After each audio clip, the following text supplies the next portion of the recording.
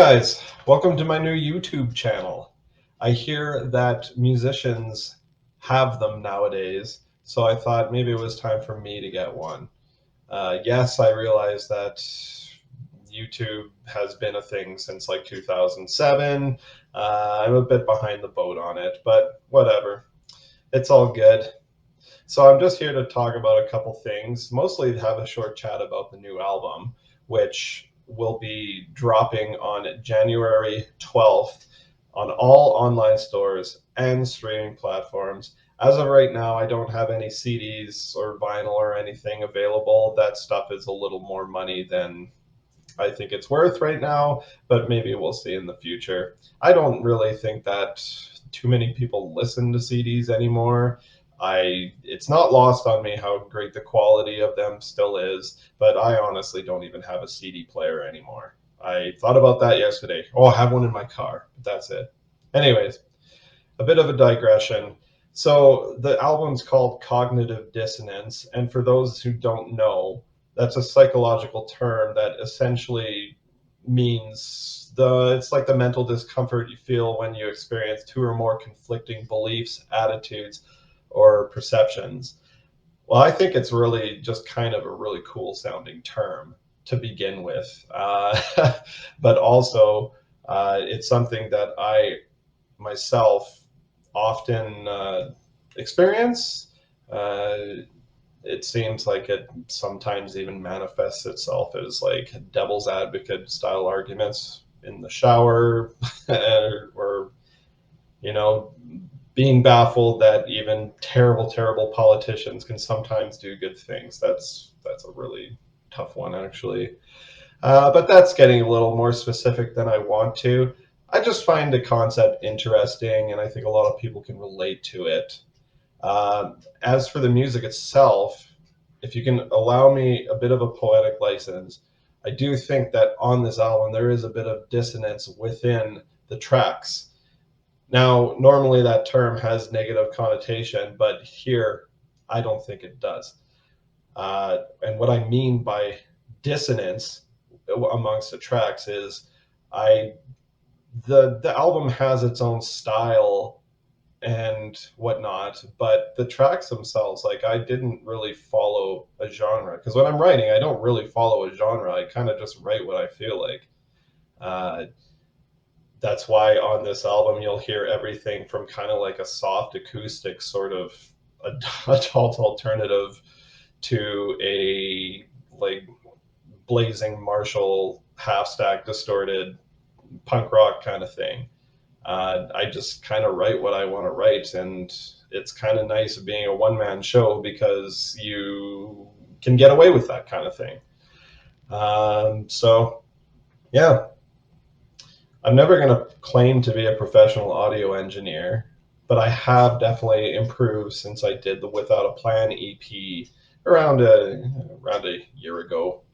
And speaking of which, the song Without a Plan actually appears as a stripped down version on this album as well. But uh, that aside, everything I do is DIY though, like everything in the musical process, everything from writing the music, the lyrics, I play all the instruments myself. I do all the recording, the track recording, the mixing, the mastering, everything is done by me. And it's great because it keeps things on the real cheap and allows, me to have little to no overhead. Um, and it's just something I really enjoy doing. Like I've been doing it I've been recording as a hobby since I was like 17. And in those days, the recordings were an audiophile worst nightmare. They were done like I remember the mic I used was well, I know a lot of people will be of my vintage and will know that it was like those old style computer mics that kind of had a stand and they were like curved and you could adjust them. They were kind of like those fast food mics you'd see in like Dairy Queen and stuff, where it'd be like, fries and gravy, please, etc. They're terrible, made for terrible, terrible recordings. But you don't care when you're a 17-year-old punk rock kid. You just don't. Anyways, yep, that's kind of enough about the album and the background on how I do stuff. Uh, Life is busy these days. I am going to attempt to have more of an online presence though than I did last year. I put like nothing into promotion, and being in university really makes it hard to kind of do this thing on a regular basis, and that's why it kind of remains. Well, it's so far from a day job for me. It's like it's still essentially a hobby, but one that I'm trying to be more professional about and maybe see if it can turn into something on the side. At the end of the day, it's just about having fun and sharing my music with you guys. And yeah, yeah.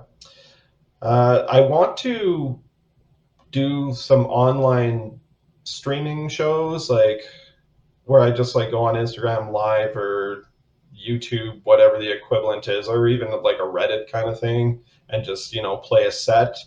And I'll be announcing when I'm doing that, and also when I actually figure out how to do that, because yeah, I'm still trying to get the audio quality down and really get a good sound through. That's why I'm recording this through my webcam microphone, because for some reason my condenser wasn't liking the video editing program.